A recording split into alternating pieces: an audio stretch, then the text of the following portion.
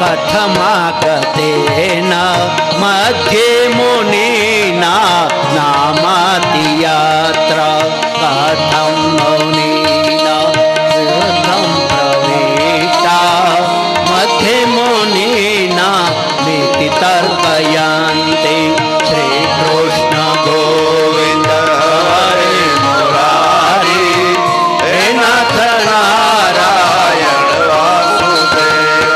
આજે ભગવાન આજ ભક્તિ છે એ આજ ભાગવતના અર્થમાંથી ભાગવતના અર્થના રસમાંથી પ્રગટ થયા છે। જ્ઞાન અને વૈરાગ્યની સાથે આજ આવ્યા છે। પોતે કીર્તન કરે છે। સનત કુમારોને પૂછ્યું છે કે અમે ક્યાં બેસીએ? આ સનત કુમારોને કહ્યું છે કે તમે તો છે ને આ ભગવાન કૃષ્ણના પ્રિય છો, માનીતા છો, માટે તમે તમે આજ ભક્તોના હૃદયમાં જોઈને બિરાજમાન થાઓ। આજ તમે ભક્તોના હૃદયમાં બેસો એટલાની સાથે આજ ભક્તિ જ્ઞાન અને વૈરાગ્યની સાથે આવ્યા છે અને આજ ભક્તોના હૃદયમાં સ્થાપિત થયા। જય જયકાર થયો અને ભક્તિ જેના હૃદયમાં પ્રવેશ કરે ત્યાં ભગવાન કૃષ્ણને બોલાવવા ન પડે, કારણ કે ભક્તિ તો એની પ્રાણ વલ્લભા છે, એની પ્રિયા છે। અને આજ ભક્તિ જેના હૃદયમાં સ્થિર થાય જ્યાં મારો પરમાત્મા છે, આજ કૃષ્ણ એની પાછળ આવે। કૃષ્ણ જોવે છે કે આનો હૃદય રૂપી મહેલ ખાલી છે। હૃદય રૂપી મહેલ જો ખાલી હોય તો મારો પરમાત્મા આવી નિવાસ કરે। બાકી આમ જ્યાં અંદર જોવે ત્યાં તો મોટી પલટન ભરી હોય, કાળ હોય, ક્રોધ હોય, લોભ હોય, મોહ હોય, આમ અનેક પ્રકારની આ વણજાર જો આપણા હૃદયમાં બેઠી હોય, અનેક પ્રકારની વણજાર હોય તો પરમાત્મા કૃષ્ણ જોઈ ત્યાંથી નાસી જાય। મારો પરમાત્મા આવતો નથી પણ એમ જાણે परमात्मा देखते हैं कि भवन एक खाली है, भवन खाली होने के साथ साथ सुंदर भी है। और भगवान को जो भवन सुंदर भी लगता है, खाली भी लगता है, तो भक्ति का दर्शन भी हो जाता है। अपनी प्राण प्रिया भक्ति देवी का दर्शन भी भगवान करते हैं। तो भगवान वही हृदय रूपी महल में आकर विराजमान हो जाते हैं। उनको कोई रोक नहीं पाते, भगवान को कोई नहीं रोक पाते और तुरंत कब्जा कर लेते हैं। મને અહીંયા સુતજી કહે છે કે ઋષિઓ, હવે નારદજીએ સનકાદિકને કહ્યું છે કે હે ભગવાન, અમે પ્રત્યક્ષ જોયું કે શ્રીમદ ભાગવતજીના શ્રવણથી જ્ઞાન અને વૈરાગ્યની સાથે आज भक्ति पुष्टि बनी छे। बोलो श्री भक्ति महारानी की जय, जय हो। आम भक्ति महारानी कथाना श्रवण थी आज पुष्ट बने छे। परंतु हवे ए प्रश्न उपस्थित थाय के केवल भक्ति ज्ञान और वैराग्य ने ज पुष्ट बने छे? भागवत थी केवल भक्ति ज्ञान और वैराग्य पुष्ट बने छे कि पापियों के पाप आज पापों का भी प्रक्षालन हो जाता है? पापियों के पाप का भी प्रक्षालन होता है। आज अने जो पापियों ना पाप नाश थाय तो केवा केवा पापियों ना पाप नाश थाय।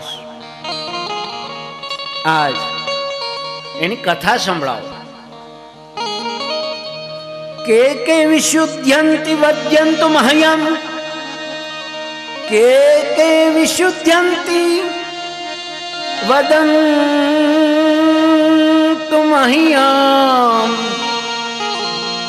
के विशुद्ध्यन्ति वदन्तु मह्यम्। मने कथा करो केवा पापीओ ने आज पाप मुक्त थाय। आज सतदेवजी सौनकना प्रश्न थी कहे कि ओह आज केवा पापीओ, तो के जेने जीवन में कदी ભગવાનનું નામ નથી લીધું. આજ ભગવાનનું નામ નથી લીધું, પણ જે ભક્તિ કરે છે આ એને ધન્ય છે બાપ. સકલ ભુવન મધ્યે નિર્ધના તેપી ધન્યમ, સકલ ભુવન મધ્યે નિર્ધના તેપી ધન્યમ, નિવસતિ હૃદયેશામ શ્રી હરેર ભક્તિ એકા. હરિરપી નિજ લોકમ સર્વથા વિહાય, પ્રવિશતિ તદતેષાં ભક્તિ સૂત્રાઃ. આજ કથા શ્રવણથી જે મનુષ્ય સર્વદા પાપ કરનાર છે, આજ માતા પિતાને દુભવનાર છે, ધર્મથી ભ્રષ્ટ છે, દંભી છે, પણ ભગવાન શ્રી ભાગવતજીની કથાના શ્રવણથી એને મુક્તિ મળે છે. સુતદેવજી કહે છે કે દ્રષ્ટાંત વગર સિદ્ધાંત સમજાતો નથી, માટે અહીં સુતજી એક દ્રષ્ટાંત આપે છે. આત્મદેવ બ્રાહ્મણનું એ દ્રષ્ટાંત છે. આ તુંગભદ્રા નદીની કિનારે એક આત્મદેવ બ્રાહ્મણ રહેતા હતા. દેવજ્ઞ કીધા છે. દેવજ્ઞ જે બ્રાહ્મણ વેદનો ઉપાસક હોય ને, વેદો નારાયણો હરિ, જે વેદની ઉપાસના કરે ને દેવજ્ઞ બને, દેવ જેવો બને. આજ આત્મદેવ દેવ જેવા છે, અને હરિની ઉપાસના કરે વેદજ્ઞ હોય એને ઘેર સંપત્તિ હોય જ, દરિદ્ર ન હોય. પણ કથામાં જ્યાં હોય ને બ્રાહ્મણને ગરીબ જ કીધા. લ્યો એક દરિદ્ર બ્રાહ્મણ હતો,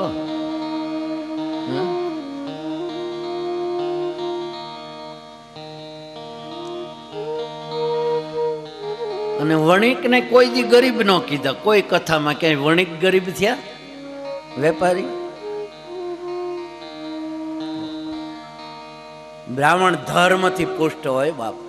ધન એ સંપત્તિ નથી, ધર્મ એ સંપત્તિ છે. પણ આજ મારે તમારી દ્રષ્ટિનો અભિગમ બદલાઈ ગયો. માણસનું મૂલ્ય છે એ સંપત્તિથી થવા લાગ્યું. પણ અહીંયા આત્મદેવ છે એ દેવજ્ઞ કીધો છે, ખૂબ સંપત્તિ. એના પત્ની ધુંધુકારી, ધુંધુલીનો ધુંધુકારી થયો. પણ ધુંધુલી એની વાત આપણે બહુ કરવી નથી. આપણે ભગવાનની વાત કરવા બેઠા, ભાઈ કોઈની ખરાબ વાતો હું કામ કરીએ. પણ ધુંધુલીને એવો નિયમ કે જો આખો દિવસમાં કોઈ જોડે ઝઘડો ન થાય ને તો રાત્રે એને જમવું ન ભાવે. આવો સ્વભાવ. એ આત્મદેવના પત્ની. આત્મદેવને ત્યાં સંતાન નથી, નવા પુત્રો નવા પુત્રી, એક પુત્ર કે પુત્રી કઈ નથી. અનેક પ્રકારના અનુષ્ઠાન કર્યા, યજ્ઞો કર્યા, પોતાનું ધન, અડધું ધન ધર્મમાં વાપરી નાખ્યું, પણ છતાં એને ઘેર સંતાન ન થયું. એટલે આત્મદેવને અંતે આ જીવન ઉપરથી કંટાળો આવ્યો. એક દિવસ આત્મદેવને થયું કે જંગલમાં જાઓ, હવે મારે દેહ પાડી દેવો છે. આ દેહ છે હવે રાખવો નથી. બપોરનો મધ્યાહનનો સમય થયો, જંગલ છે, એક તળાવ છે, તળાવને કિનારે આત્મદેવ બેઠા છે. એક મંદિર છે મહાદેવ,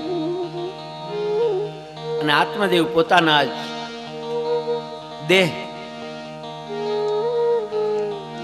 પણ એ જ વખતે એક સંન્યાસી આવ્યા. સંન્યાસીએ પૂછ્યું છે કેમ ભાઈ? સંન્યાસીને જોઈને આત્મદેવ રડવા લાગ્યો. બ્રહ્મ તેજથી યુક્ત બ્રાહ્મણને રડો છો? શું કામ? તો કે શું મારા દુઃખની વાત કર? મેં આટલા ધર્મ કર્યા, અનુષ્ઠાન કર્યા, પણ મારા પિતરો મારા હાથની અંજલિ નિશાસો નાખીને પીવે છે, કારણ કે મારે સંતાન. અરે આત્મદેવ, આ જગતમાં સંતાન ન હોય ને તો બહુ સારું. આ જગતમાં સંતાન ન હોય તો બહુ સારું. સંતાન કદી કોઈને સ્વર્ગમાં લઈ જતા નથી. સંતાન સારા થાય તો પિતૃઓના ઋણમાંથી મુક્ત થવાય 100% સંતાન હોવા જ જોઈએ. પણ સંતાન જ આપણને મુક્તિ અપાવશે એવું નહીં માની લેતા. આત્મદેવ કીધું, અરે પોતાની મુક્તિ પોતાના હાથમાં છે. આત્મદેવને કીધું, આત્મદેવ કીધું કે નહીં મહારાજ, હવે તો મને આ દેહ ઉપરથી કંટાળો આવ્યો, મારે મારો દેહ પાડી દેવો છે, મારે આ જીવવું નથી. ત્યારે આજ સંન્યાસી કહે છે કે ભાઈ, આ મનુષ્ય જન્મ છે ને એ બહુ મૂલ્યવાન છે.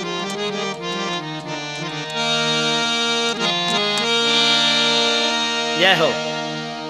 મોંઘો મનુષ્ય દેહ ફરી ફરીને મળે મળે વારંવાર, ભાઈ તું ભજી લે કીર્તાર, ભાઈ તું ભજી લે કીર્તાર. મોંઘો મનુષ્ય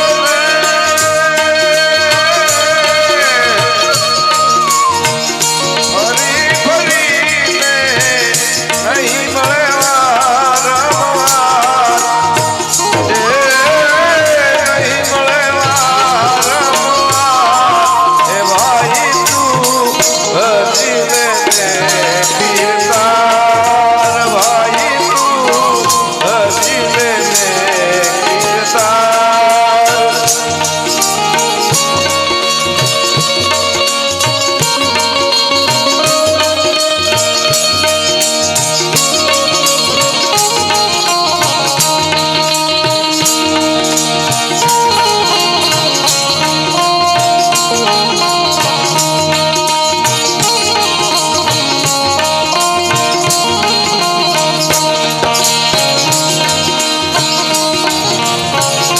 આખો ગયા ને તું પણ જવાનો, ગોરખ મનમાં વિચાર, એ જીવ ગોરખ મનમાં વિચાર. આખો ગયા ને તું પણ જવાનો, ગોરખ મનમાં વિચાર. રાજા ગોપી રાજા ગોપીચંદ અને મરથરી. જય હો. છોડી ગયા ઘર-બાર, એ છોડી ગયા ઘર-બાર, એ ભાઈ તું ભજી લે કીર્તાર, ભાઈ તું ભજી લે કીર્તાર.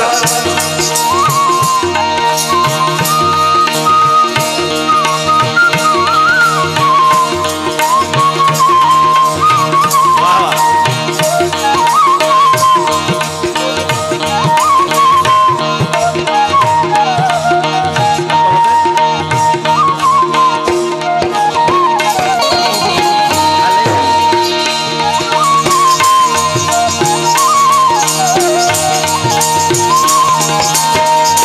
સત્કરણ સદગુરુની સેવા, સ્વજનનો શણગાર,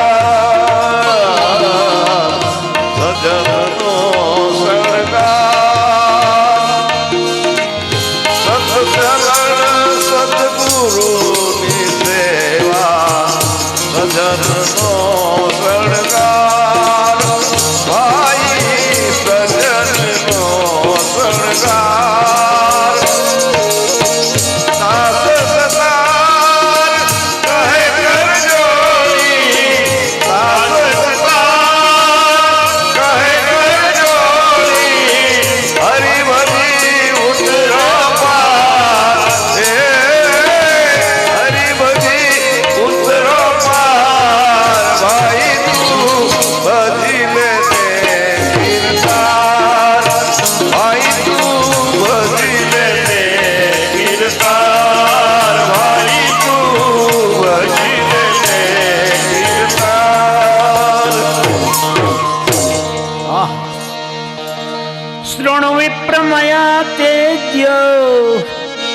હે વિપ્ર સાંભળો, આ મનુષ્ય જન્મ છે ને વારંવાર મળતો નથી. દુર્લભો માનુષા દેહ, આ મનુષ્ય દેહ દુર્લભ છે. આપઘાત ન કરાય કદી, એ તો ભાગ્યા કહેવાય. આ જન્મમાં કદાચ ડરીને ભાગી જશો તો બીજા 7 જન્મ લેવા પડશે. સંતાન પિંડ મૂકે સારી યોનિમાં જન્મ થાય એ વાત સાચી છે, પણ તમે એવા સત્કર્મ કરો ને કે તમારે પિંડની જરૂર જ ન પડે. પોતે પોતાના હાથથી પોતાની મુક્તિ કરતલે વસે તો પોતાની મુક્તિ પોતાના હાથમાં જ છે.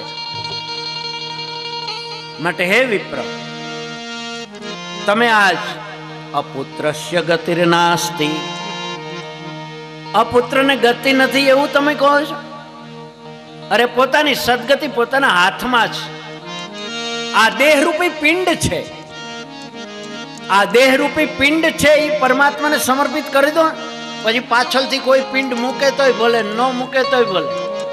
હે, આ મૂળીમાં જેવા થઈ ગયા, જલારામ બાપા જેવા થઈ ગયા, એને પિંડની જરૂર પડે?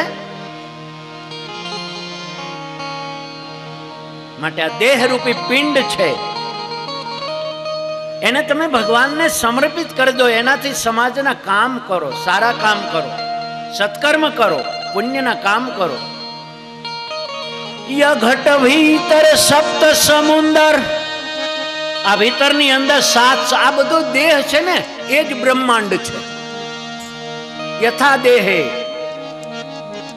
યથા બ્રહ્માંડ, જે બ્રહ્માંડમાં છે એ જ આ દેહમાં છે. બ્રહ્માંડ જે ગોળ આખો પિંડો છે એવો જ આ શરીર છે, દેહનો પિંડ છે. જેમ બ્રહ્માંડમાં 7 સમુદ્ર છે એમ આમાં 7 સમુદ્ર છે બાપ. યા ઘટ ભીતર 7 સમંદર, યહી મેં નદી નાલા, આમાંય નદીઓ છે, નાળા. આ બધી નાડીઓ વેનો ની બધી શું છે? નદીઓ છે. યહી મેં ઠાકુર દ્વારા, યા ઘટ ભીતર દ્વારિકા, યાહી મેં ઠાકુર દ્વારા, યા ઘટ ભીતર સુંદર સુર है, यही में 9 लख तारा, यह भीतर चंद्र सूर है, यही में 9 लख तारा, कहे कबीर सुनो भाई साधु, यही में 7 कर तारा, यही में 7 कर तारा. માટે વિપ્ર, તમારું પિંડદાન તમારા હાથે કરો તે ઉત્તમ છે. જે પિંડ આ શરીરમાં છે એ બ્રહ્માંડમાં છે, તો આ પિંડ તમારે પરમાત્માને સમર્પિત કરવો પડે. આપણે પરમાત્માને ભોગ લગાવીએ, થાળ ધરીએ તો એમાં તુલસી પત્ર પધરાવીએ છીએ. શું કામ? તુલસી પત્ર વગર ભગવાન આરોગ્ય. તો આ દેહરૂપી પિંડ પણ તમારે જો પરમાત્માને ધરવો હોય તો તુલસીની કંઠી પહેરવી.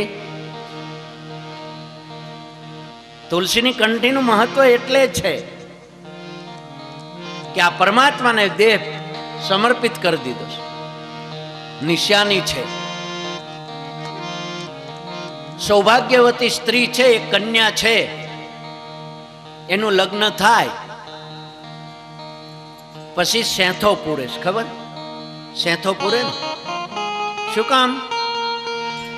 કોઈ જોવે તો એને ખબર પડે કે આનું લગ્ન થઈ ગયું, આ કોઈ એના પતિને સમર્પિત છે. આ એના પતિને સમર્પિત છે, એની નિશાની છે. સેંથો છે, મંગળસૂત્ર છે, એની નિશાની છે.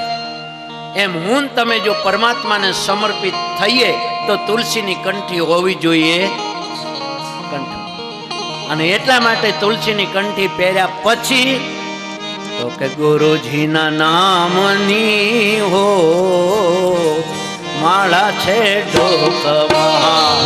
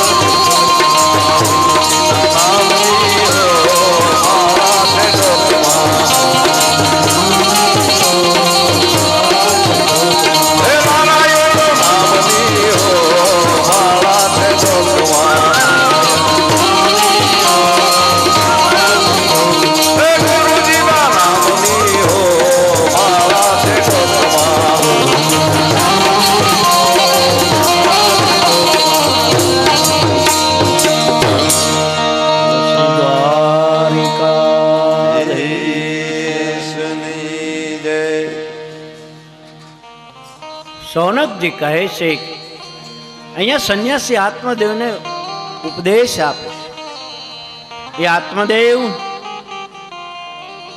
આજ તમારા શરીરરૂપી પિંડ તમે પરમાત્માને સમર્પિત કરી દો. પણ આ આત્મદેવને ઉપદેશ આપે પણ આત્મદેવ માનતા નથી. એટલે આ સંન્યાસીએ કહ્યું કે મેં તમારા લલાટના લેખને જોઈ અને હું કહું છું કે તમને આ જન્મમાં તો નહીં પણ 7 જન્મમાં પુત્ર નથી. 7 જન્મમાં. આત્મદેવ સમજી ગયા કે જે મારા લલાટના લેખને વાંચી શકે એ મારા લલાટના લેખને બદલાવી પણ શકે. હવે આત્મદેવે કીધું કે હવે તો તમે જ પુત્ર આપો, નહીં તો તમારી સામે આજ મારો દેહ પાડી દઈશ, તમને બ્રહ્મ હત્યા લાગશે. જોજો આ ધર્મ કરતા ધાડ, ધર્મ કરતા ધાડ આને કહેવાય. સંન્યાસી કે આજ સામે આવ્યું. સંન્યાસીને અંતે એમ થયું કે આ આત્મદેવ દેહ પાડી દેશે, ત્યારે પોતાની જોડીમાંથી એક ફળ કાઢ્યું. લો આત્મદેવ, આ ફળ તમારા પત્નીને ખવડાવજો અને 1 વર્ષ સુધી એને નિયમ આપજો. 1 વર્ષ સુધી વ્રતનું પાલન કરશે, નિયમનું ધારણ કરશે તો તમારે ઘેર પુત્ર જન્મ થશે. આત્મદેવ તો રાજી થયા, ફળ લીધું, પોતાને ઘેર આવ્યા. ધુંધુલીને વાત કરી, ફળ આપ્યું, પણ ધુંધુલીએ ફળ ખાધું નહીં. આત્મદેવ કીધું કે હા ફળ ખાઈ જાય, કાલ સવારમાં સ્નાન કરીને ફળ આરોગીશ. ફળ ન ખાધું. એની બહેન આવી, વાત કરી કે હવે આ ઉંમરે સંતાન શું કરવાનું. એની બહેન નાની હતી ગામમાં જ, એ કે મારા ઉદરમાં 2 માસનો ગર્ભ છે, એ જન્મ થશે એટલે હું તને આપીશ. તારે સંતાનની જરૂર છે ને મારે પૈસાની જરૂર, તું મને ધન આપજે. તો કે આ ફળનું શું કરવાનું? તો કે ફળ આ તારા આંગણામાં ગાય બાંધી છે ને એને ખવડાવ. આત્મદેવના ભાગ્યનો એવો દોષ હતો કે એના આંગણામાં ઝાડ વૃક્ષ વાયું હોય ને તો એને ફળ ન આવે. કોઈએ દૂધણી ગાય દાનમાં આપી હોય તો એ વિયાયેલી આવ્યું હોય પછી ફરીવાર વિયાય નહીં. આ ગાયને ખવડાવી દે ને, ગાયને ખાતરી થશે ફળની. 2 વાર ફળ ગાયને ખવડાવી દીધું. સમય ગયો. આ બાકીના પેલા એના બેનને 7 મહિના એટલે પુત્રનો જન્મ થયો. રાતના એનો પતિ આવીને આપી ગયો, ધન લઈ ગયો. સવારે આત્મદેવને આજ ધુંધુલીએ કીધું કે મને પુત્રનો જન્મ થયો. આત્મદેવ રાજી થયા, ઉત્સવ મનાયો. આત્મદેવ છેતરાયા છે, અહીંયા એવું કીધું છે. આત્મદેવ છે એ આત્મા છે અને ધુંધુલી છે એ બુદ્ધિ છે. આ બુદ્ધિ હંમેશા આત્માને છેતરે છે. આજ બુદ્ધિ હંમેશા આત્માને છેતરે છે. આજ બુદ્ધિને બંધન ગમે છે અને આત્માને મુક્તિ ગમે છે. તો બંધન બંધન ઝંખે છે મન મારો અને આત્મ ઝંખે છુટકારો. તો બંધન બંધન ઝંખે છે મન, આત્મ ઝંખે છુટકારો. દહેશત છે મને કે આ ઝઘડામાં મારો ખૂટી ન જાય જન્મારો. આ ઝઘડામાં મારો ખૂટી ન જાય જન્મારો. આજ બુદ્ધિ હંમેશા આત્માને છેતરે છે. આત્માદેવ છેતરાયા છે. ઉત્સવ મનાયો, મીઠાઈ વેચાવી. ધુંધુલીએ કીધું કે મારા સ્તનમાં દૂધ નથી, એટલે મારી બેનને હમણાં બાળક આવીને ગુજરી ગયું છે ને તો એને આપણે ઘેર રાખીએ, એ આજ બાળકને દૂધ પીવડાવીને મોટો કર. આત્મદેવ તો કે ભલે. આ ધુંધુલી એની બેનને બોલાવી છે, સાથે રાખી બાળકનું પોષણ કરવા લાગ્યા. નામકરણ. ધુંધુલી કે મારો પુત્ર છે ને એટલે મારા ઉપરથી નામ ધુંધુકારી રાખો. ધુંધુકારી રાખ્યું. બીજા 2 મહિના ગયા. એટલે ગાયને જે ફળ ખવડાવ્યું તો એ 9 મહિને ગાય નહીં, આ ગાયે પણ પુત્રને જન્મ આપ્યો. આજ આકૃતિ મનુષ્યની છે, ફક્ત કાન એના ગાયના જેવા લાંબા છે, એટલે એનું નામ ગોકર્ણ રાખ્યું. ગોકર્ણ. ગોકર્ણ મહાપંડિતો ધુંધુકારી મહાખલહ. ગોકર્ણ મહાન પંડિત થયા અને ધુંધુકારી છે ની મહાન ખલ થઈ. ખલ. આજ એક જ પિતાના 2 પુત્ર છે, પણ એક મહાન જ્ઞાની થાય, મૂર્ખ થાય. કારણ કે કર્મનો સંગાથી રાણા તારું કોઈ નથી. કર્મનો સંગાથી રાણા મારો કોઈ નથી.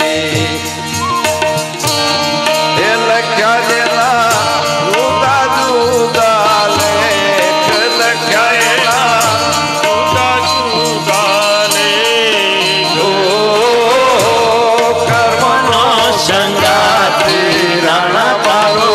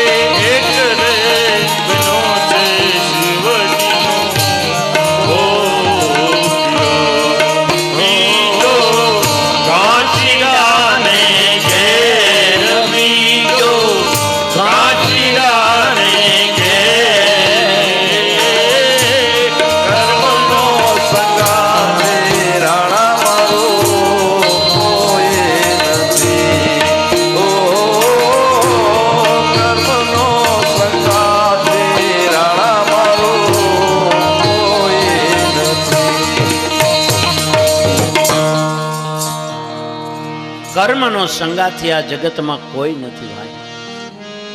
પોતાએ જ પોતાનું પ્રારબ્ધ નિર્માણ કરવાનું છે. અહીંયા ગોકર્ણ મહાન પંડિત થયા, ધુંધુકારી ખળ થયો, પાપી. જેટલા અવગુણ છે એ બધા ધુંધુકારીમાં છે. 16 આજ અપલક્ષણ હોય અને 16 છે ને સુલક્ષણ હોય. જેનામાં બંને હોય ને એ 32 લક્ષણો કહેવાય. ભગવાન કૃષ્ણ 32 લક્ષણ હતા, બાકી કોઈ નહીં. 32 લક્ષણો કોઈ કહે તો એ ભગવાન કૃષ્ણ સિવાય કોઈ નહીં.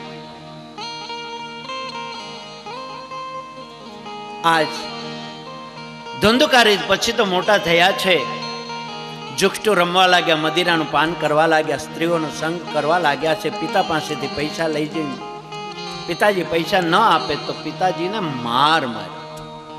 બરોબર એક દિવસ આત્મદેવને બરોબર આ લાત મારીને ગોકર્ણ સામેથી આવી જોઈ ગયા કે ઓહો પિતાજી.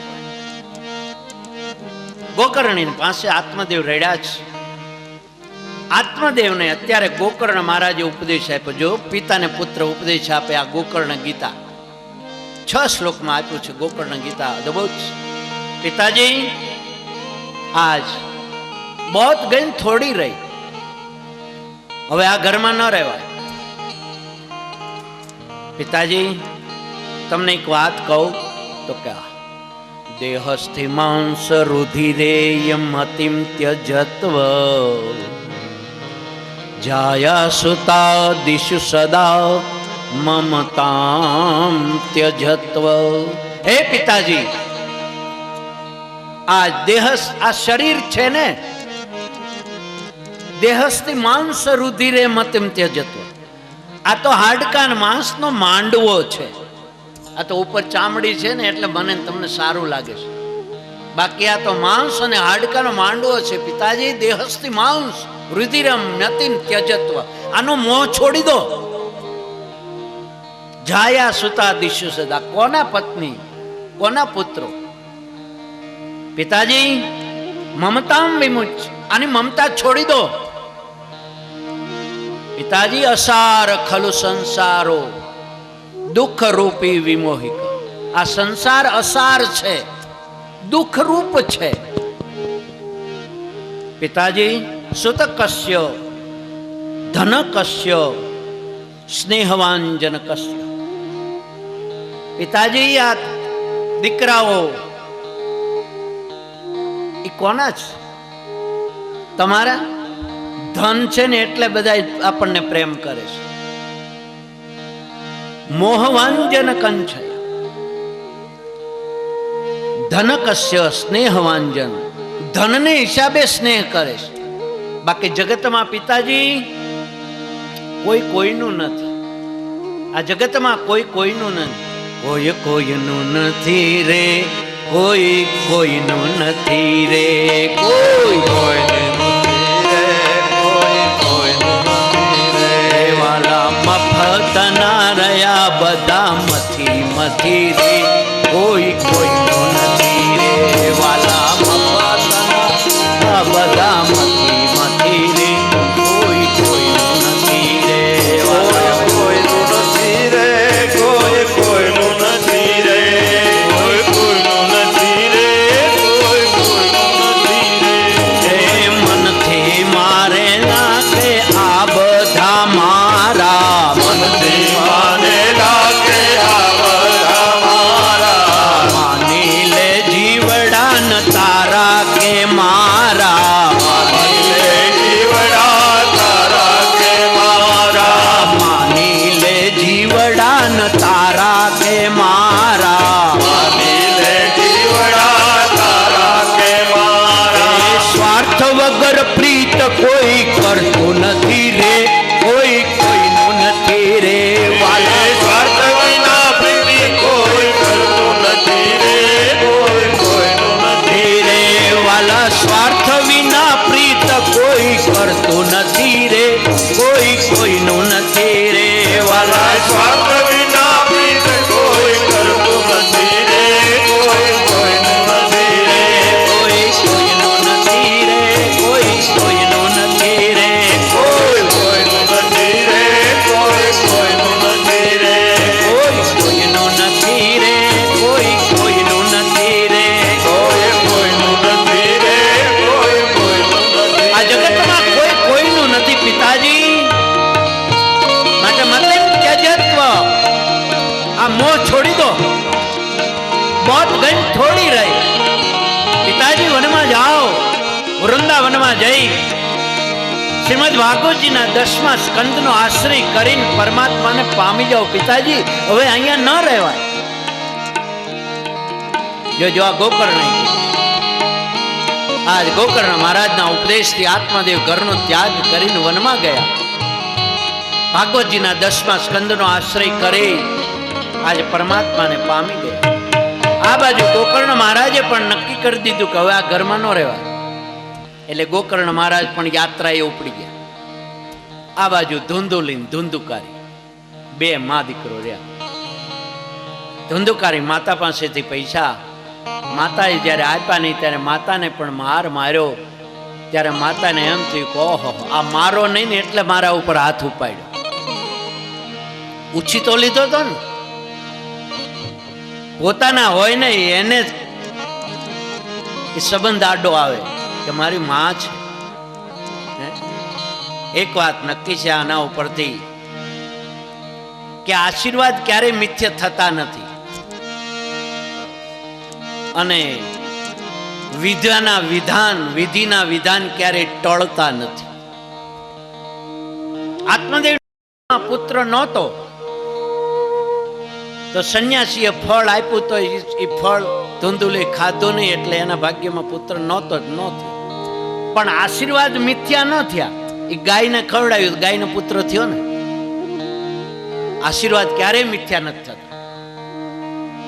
એમ ધુંધુલીને બહુ દુઃખ થયું, પોતાની ભૂલ સમજાય કે ઓહો, અંતે રાત્રે કૂપે પાત કૃતો રાત્રે તેન નિધનમ ગતઃ. કૂપે પાત, રાત્રિએ કૂવામાં પોતાના દેહને પડતું મૂકી દીધું, અને આ ધુંધુલી દેહ છોડી દીધો. આ બાજુ ધુંધુકારી નથી, એકલું મોકળું મેદાન મળ્યું. આજ 5 વારાંગનાઓને પોતાના ઘેર લાવ્યો છે.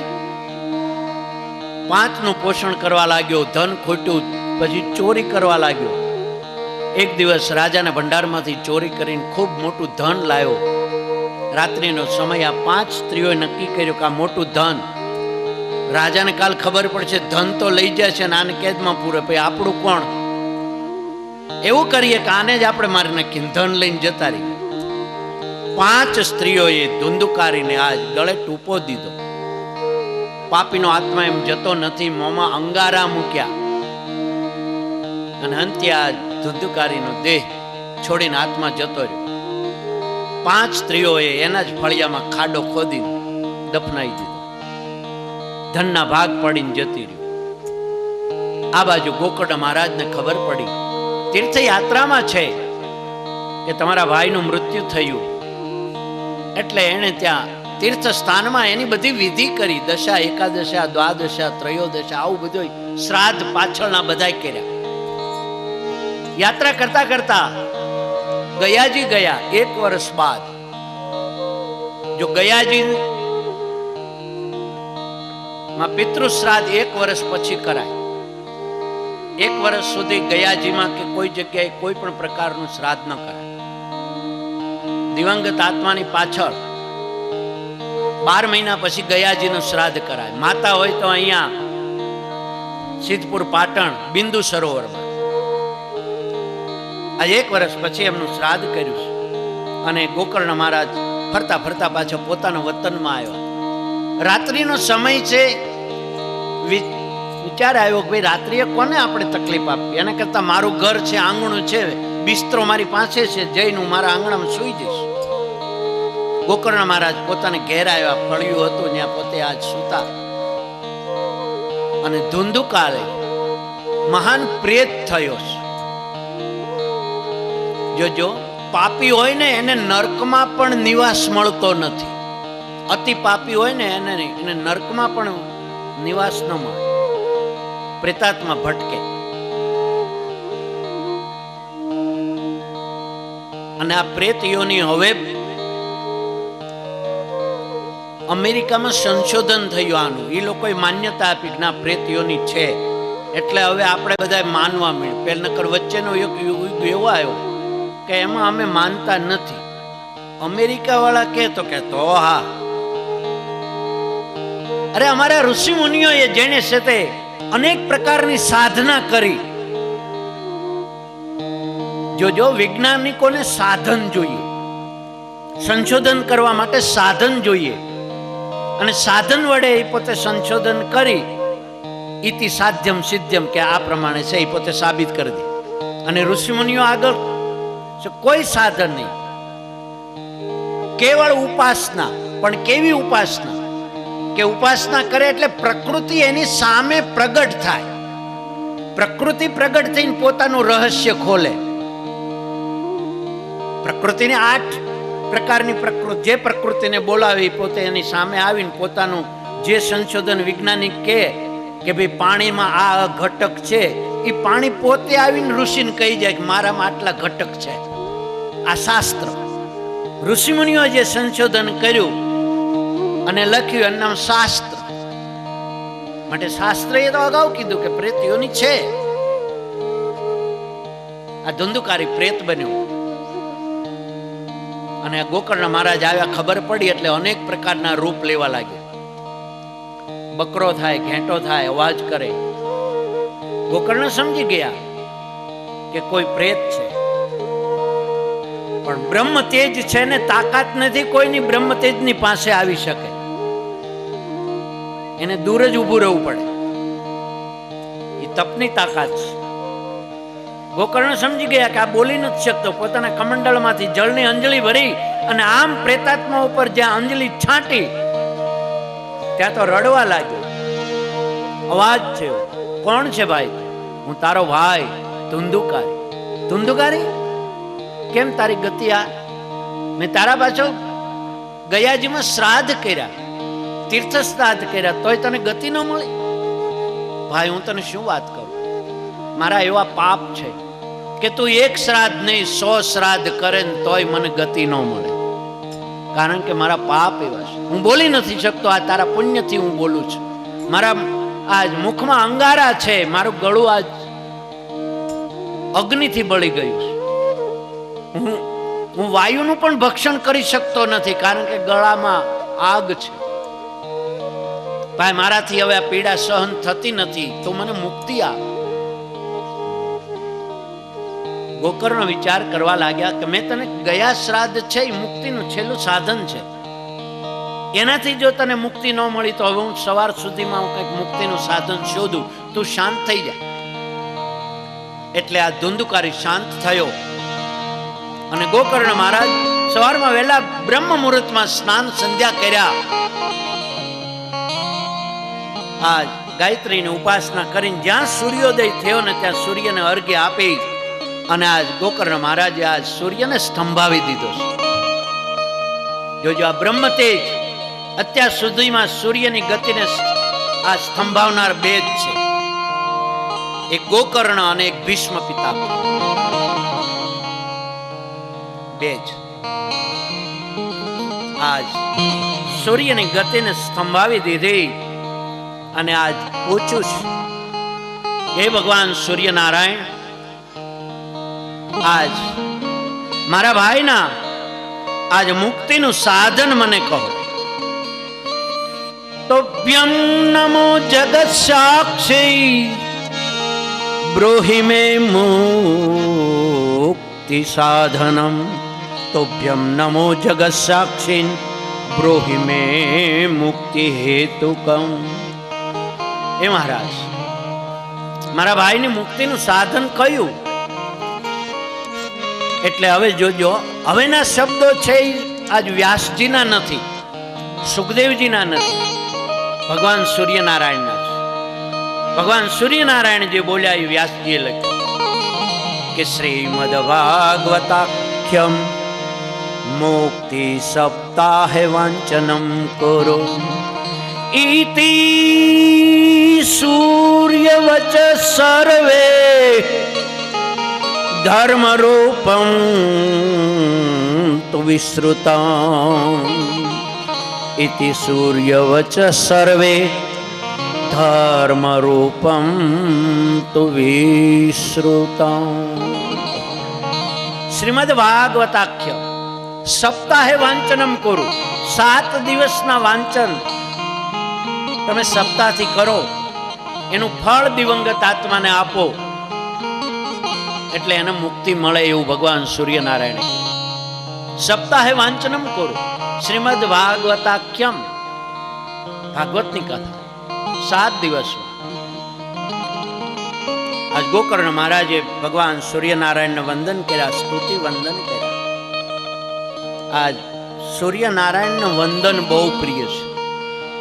નમસ્કારો ભાનુ પ્રિય, જલ પ્રિય શિવ, મોદક બ્રાહ્મણ પ્રિય. અને વિષ્ણુ સ્તુતિ પ્રિય. ભગવાન વિષ્ણુની સ્તુતિ કરો, રાજી થઈ જાય કૃષ્ણ. એમ અહીંયા વંદન કર્યા છે. માટે ભુવન ભાસ્કર સૂર્યનારાયણને વંદન કરજો, નમસ્કાર કરજો રોજ. નમસ્કાર ભાનુ પ્રિય. જન્મ સહસ્ત્રેષુ દારિદ્ર્યમ નોપજાયતે. સૂર્યનારાયણને જે ઉઠીને વંદન કરે એને 1000 જન્મમાં દરિદ્રતા ન આવે. પણ સૂર્યોદય પહેલા સ્નાન કરો અને વંદન કરો, અર્ઘ્ય આપો, સૂર્ય નમસ્કાર કરો. સૂર્ય ઉદિત થયા પછી તેની ઓફિસમાં જતા રહે, પછી તમને મળે જ નહીં. એનું આપણી જેવું નથી. સમય એટલે સમય, જે સમયે ઓફિસમાં જવાનું, હાજર થવાનું એ થવાનું, પછી ન મળે. એમ અહીંયા સૂર્યનારાયણને વચન કીધું છે. ગોકર્ણ મહારાજે પોતાના ગામના એક પુરોહિત છે, દાદાને યજમાન બનાવ્યો. જોજો, યજમાન વગર કથા ન થાય. યજમાન હોય તો જ કથા થાય. મારે કથા ચલાળામ કરવી હોય, પણ મને જ્યાં સુધી આ મગદાણી પરિવાર ન બોલાવે ત્યાં સુધી તો અવાય નહીં, કથા ના. નિયમ છે, દીક્ષિત જે છે ભાગવતજીના દીક્ષિતો, એ પોતે નિયમ વગર કથા કરે જ નહીં. અને ભાગવતની દીક્ષા બહુ અઘરી છે બાપ. સદગુરુ મળ્યા હોય ને જ્યારે એની પાસે નીચે બેસીને એ ભણાવે, ભણાવ્યા પછી નિયમ આપે તો આટલા પારાયણ કર, પછી આવજે મારી પાસે.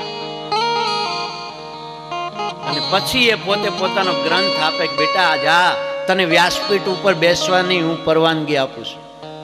મારી વ્યાસ ગાદી તારું પોષણ કરશે, મારી વ્યાસ ગાદી તારું રક્ષણ કરશે, મારી વ્યાસ ગાદી તને તેજ આપશે, અને અંતે મારો પરમાત્મા તને મુક્તિ આપશે. આ સદગુરુ કેને અને પછી જે બેઠો હોય વ્યાસપીઠ ઉપર, એ ખોટું ડગલું ન ભરી શકે બાપ.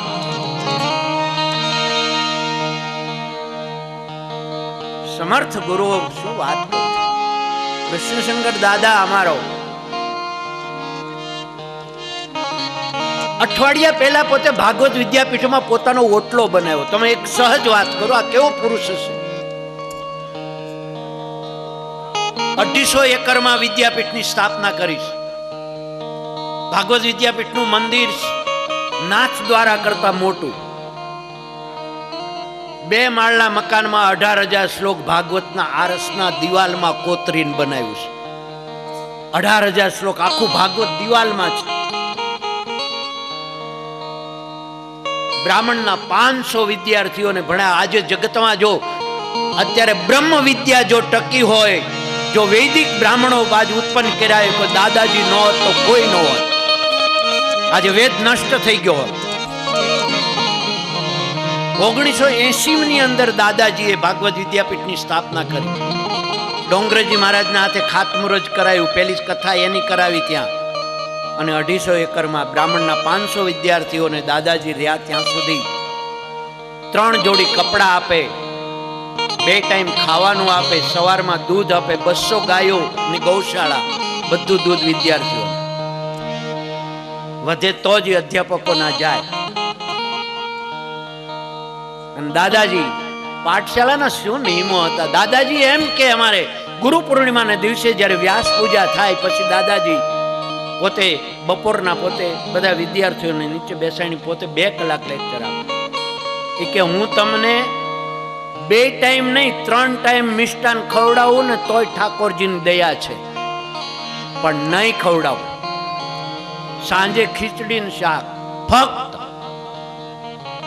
બપોરના મિષ્ટાન જે ખાવું હોય છૂટ, પણ સાંજે વિદ્યાર્થીએ હલકો જ ખોરાક લેવાય. કે ખીચડી ને શાક ને દૂધ, આ 3 વસ્તુ સિવાય વિદ્યાપીઠમાં ન મળે.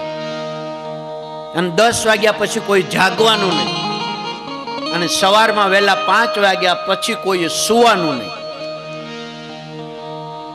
કડક નિયમ. અને પોતે અનેક કથાઓ કરી, પણ દાદાજીની કથાઓનો સભા મંડપ મોટા નહીં. રાષ્ટ્રપતિ આપણા રાધાકૃષ્ણ હતા તો રાષ્ટ્રપતિ ભવનમાં પહેલી વહેલી કથા દાદાજીએ કરી હતી. પણ એ એની યુવાનીમાં એ આમ છે ને શ્લોક બોલે, સરસ્વતી નાચે. એટલો કંઠ, એટલી વિદ્વતા.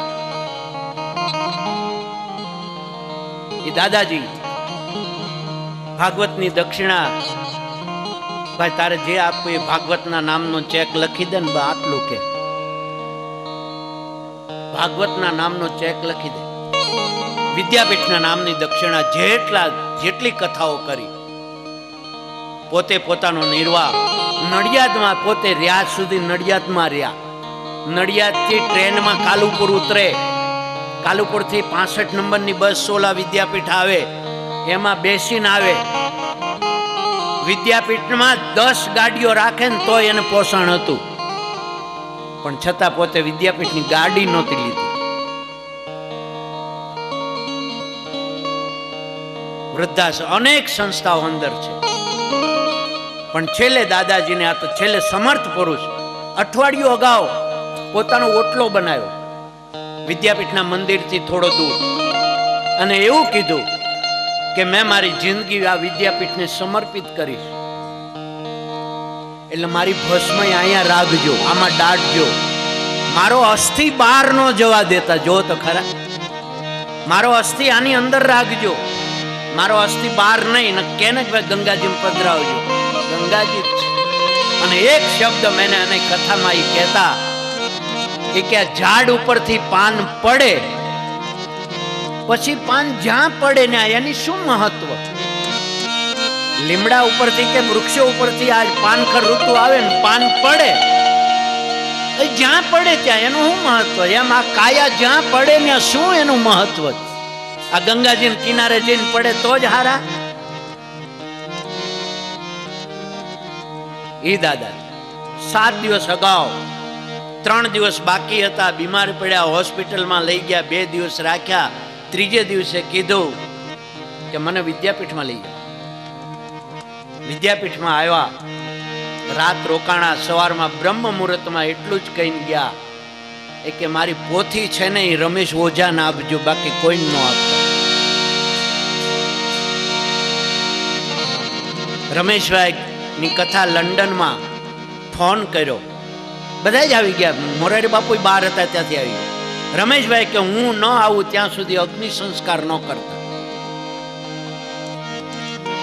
કથા શરૂ હતી તોય ત્યાંથી સ્પેશિયલ પ્લેન આવ્યા. એ દાદાજીનો અગ્નિ સંસ્કાર એ જ ઓટલા ઉપર કર્યો ને. એ આવો સમર્થ. અનેક બ્રાહ્મણોના વિદ્યાર્થીઓને આજ નોકરી કરતા કર્યા. કર્મકાંડ તો ઠીક, ભાગવત કથા કરતા તો ઠીક, અમારી જેવાને નોકરી કરતા કરી દીધા. સંસ્કૃતની ડિગ્રીઓ ઉપર હવે તો નોકરી મળવી અઘરી છે, પણ એ વખતે શાસ્ત્રી થાવ એટલે BA સમકક્ષ, આચાર્ય થાવ એટલે MA સમકક્ષ, અને શિક્ષણ તીર્થ થાવ એટલે BA. આ વારાણસીની ડિગ્રી કેટલાયના જિંદગી સુધારી.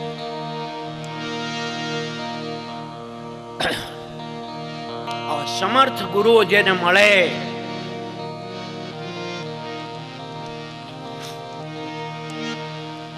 આજ ગોકર્ણ મહારાજે આજ દાદાજીની પુરોહિતને, ગામના પુરોહિતને યજમાન બનાવ્યા. આજ ભાગવત કથા કરી. આજ ભાગવત કથા એટલે ધુંધુકારીને આવાહન આપ્યું પિતૃ તરીકે કે ભાઈ આવ કથા સાંભળ. પિતૃ છે એ વાયુ સ્વરૂપ છે. વાયુ સ્વરૂપે ધુંધુકારી આવ્યો, સ્થિર થયો, ત્યાં પવનનો જોલો લાગે, પાછો દૂર જતો રહે, પાછો આવે, પાછો પવનનો જોલો લાગે, દૂર જતો.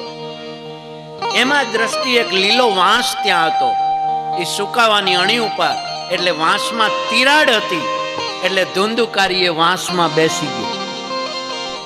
એ વાંસમાં બેસી કથા સાંભળી. પહેલે દિવસે એક ગાંઠ તૂટી, બીજે દિવસે બીજી, એમ 7મે દિવસે 7 ગ્રંથિઓ તૂટી ગઈ. અને આ બાજુ જ્યાં પૂર્ણાહુતિ ત્યાં વાંસમાંથી દિવ્ય સ્વરૂપ આ ધુંધુકારીનું પ્રગટ થયું. અને ગોકર્ણ મહારાજની એને સ્તુતિ કરી કે ઓહો ભાઈ, આ તેમને મુક્તિ અપાવી. આજ હું ભાગવતની શું આજ વાત કરું, આજ ભાગવતના શું હું ગુણ ગાઉં. પણ આજ ભાઈ એવમ સપ્ત દિનેશેવ સપ્ત ગ્રંથિ વિભેદન ધન્યા ભગવતી વાર્તા પ્રેત પીડા વિનાશિની, પ્રેત પીડા વિનાશિની. ધન્ય છે ભાગવતી કથાને કે આજ પ્રેત પીડામાંથી મને મુક્તિ આપે. આમ જ્યાં ગોકર્ણની પ્રાર્થના કરી ત્યાં તો વિમાન આવ્યું. ભગવાન વિષ્ણુના પાર્ષદો આજ ગોકર્ણ મહારાજની હાજરીમાં આ ધુંધુકારીને કે આવો બેસો વિમાનમાં તમારા માટે. એટલે ગોકર્ણ મહારાજે કીધું ઉભા રહો. કથા બધાય સાંભળીશ અને મુક્તિ એને એકને કેમ, એના એકના માટે વિમાન કેમ? કથા તો બધાય શ્રવણ કર્યું છે. ત્યારે વિષ્ણુના પાર્ષદોએ કીધું કથા તો બધાય સાંભળીશ, શ્રવણ ભેદ નથી, પણ અડ્રઢમ ચહતમ જ્ઞાનમ પ્રમાદેન હતમ શ્રુતમ સંદિગ્ધો હિ હતો મંત્રો વ્યગ્રચિતો હતો જપઃ. અડ્રઢ, દ્રઢતા વગરનું જ્ઞાન નષ્ટ પામે છે. પ્રમાદથી, આળસથી કરેલું શ્રવણ નષ્ટ પામે. આપણે આવ્યા છીએ બેસવા ખાતર, બેસવું પડે. ચાની ટેવ હોય, બગાસે આવે પણ હવે ચા એ પ્રમાદ. સંદિગ્ધ એ મંત્રો, કોઈ પણ મંત્ર તમને આપ્યો હોય એમાં જો તમને શંકા હોય તો મંત્ર સિદ્ધિ ન આપે. માટે મંત્ર છે ને, મહાપ્રભુજીએ તો હાવ ખુલ્લો મંત્ર આપી દીધો, અષ્ટાક્ષર. શ્રી કૃષ્ણ શરણમ મમ.